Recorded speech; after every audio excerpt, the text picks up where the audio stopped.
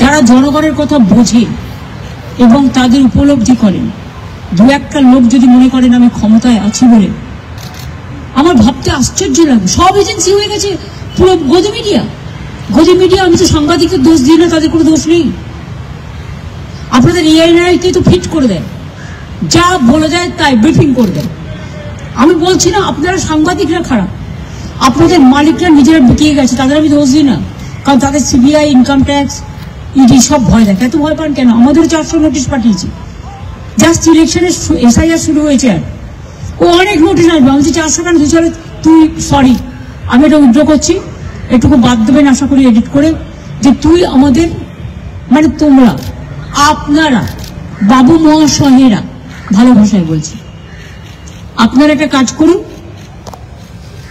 আপনারা 4 কোটি নোটিশ পাঠান, তবু আমরা নোটে নেব।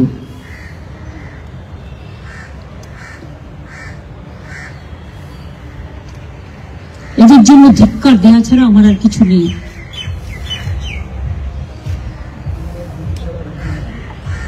দেশের এই অবস্থা, এক পক্ষ চলছে, কোথায় নিরপেক্ষতা?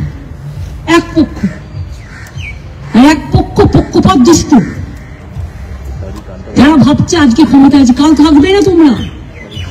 29-এ কোনোভাবেই আসবে না, তার আগেও তোমার গভর্নমেন্ট পড়ে যেতে পারে।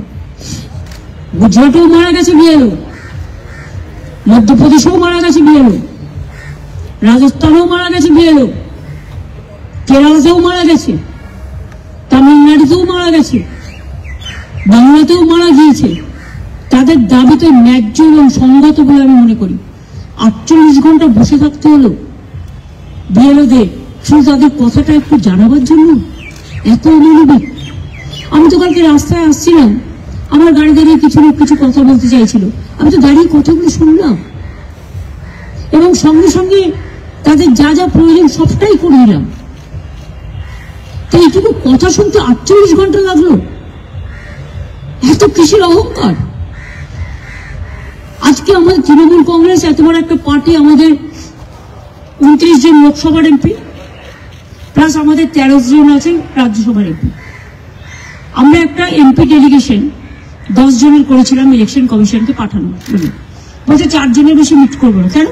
একটা পার্টি ঠিক করবে তারা কজনকে পাঠাবে না পাঠাবে। এটা তো উইথ অফিসিয়াল অ্যাপয়েন্টমেন্ট যেতে চাইছে, সেখানেও কোশ্চেন। কালকে 3 জনকে লাস্ট অব্দি, 1 জনকে ডেকেছে, তারপরে পুলিশ রিকোয়েস্ট করায় 2 জনকে ডেকেছে। আরে 48 ঘন্টা তাদের বসে থাকতে হলো শুধু একটু কথা বলবে বলে? তা মানুষ তার অভিযোগ জানাবে না?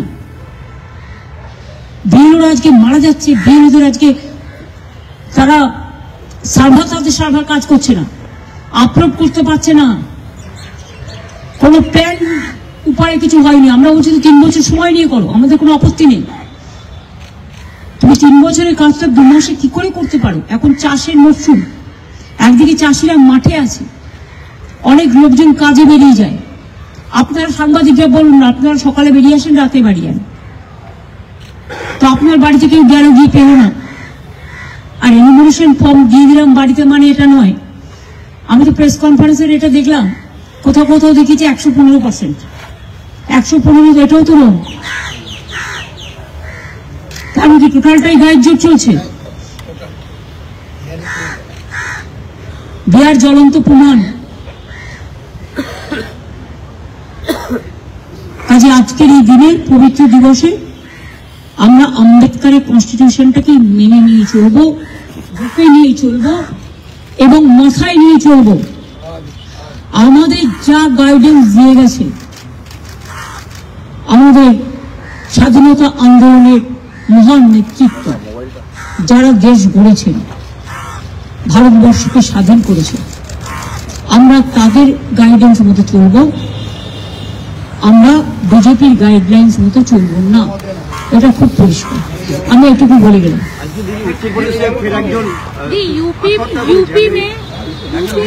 হ্যাঁ, ইউপিতেও মারা গেছে, বিহারেও মারা গেছে, রাজস্থানেও মারা গেছে, মধ্যপ্রদেশেও মারা গেছে।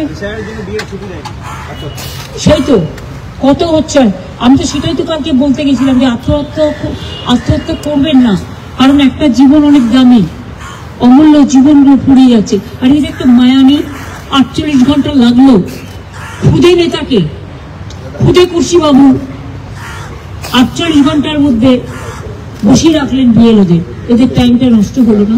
ইতিহাসটা অনেকে জানে না।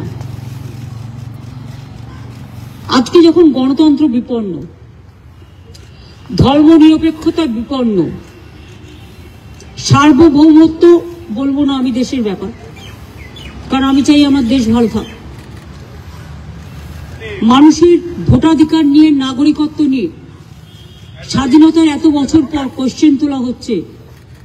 আমাদের নতুন করে সবাইকে প্রমাণ দিতে হচ্ছে আমরা দেশের নাগরিক কিনা। স্তম্ভিত, আমরা দুঃখিত, আমরা মর্মাহত, আমরা শোকাহত। তাই বাবা সাহেব আম্বেদকরের স্ট্যাচুতে দাঁড়িয়ে প্রণাম জানিয়ে বলে গেলাম, শ্রদ্ধা জানিয়ে শপথ নিয়ে গেলাম, এই গণতন্ত্রকে যে কোনো মূল্যে রক্ষা করতে হবে। ভারতবর্ষের গণতন্ত্র বৃহত্তম গণতন্ত্র।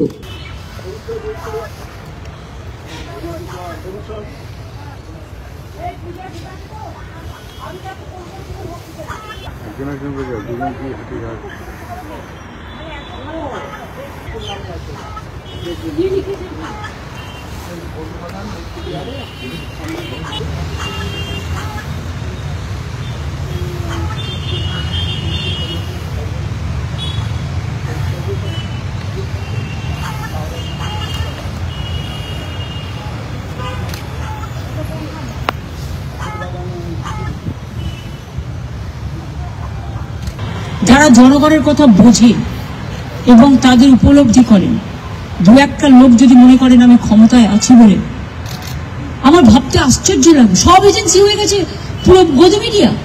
গদি মিডিয়া, আমি তো সাংবাদিকদের দোষ দিই না, তাদের কোনো দোষ নেই।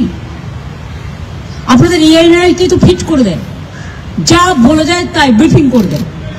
আমি বলছি না আপনারা সাংবাদিকরা খারাপ, আপনাদের মালিকরা নিজেরা বিকিয়ে গেছে, তাদের আমি দোষ দিই না, কারণ তাদের সিবিআই, ইনকাম ট্যাক্স, ইডি সব ভয় দেখে। এত ভয় পান কেন? আমাদের 400 নোটিশ পাঠিয়েছি, জাস্ট ইলেকশনের এসআইআর শুরু হয়েছে আর ও অনেক নোটিশ আসবে। আমি 400 কেন? তুই সরি, আমি এটা উইথড্র করছি, এটুকু বাদ দেবেন আশা করি এডিট করে, যে তুই আমাদের, মানে তোমরা, আপনারা বাবু মহাশয়েরা, ভালো ভাষায় বলছি, আপনারা একটা কাজ করুন, আপনারা 4 কোটি নোটিশ পাঠান, তবু আমরা নোটে নেব।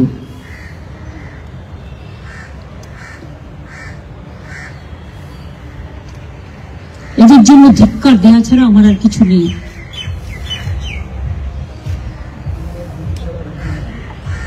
দেশের এই অবস্থা,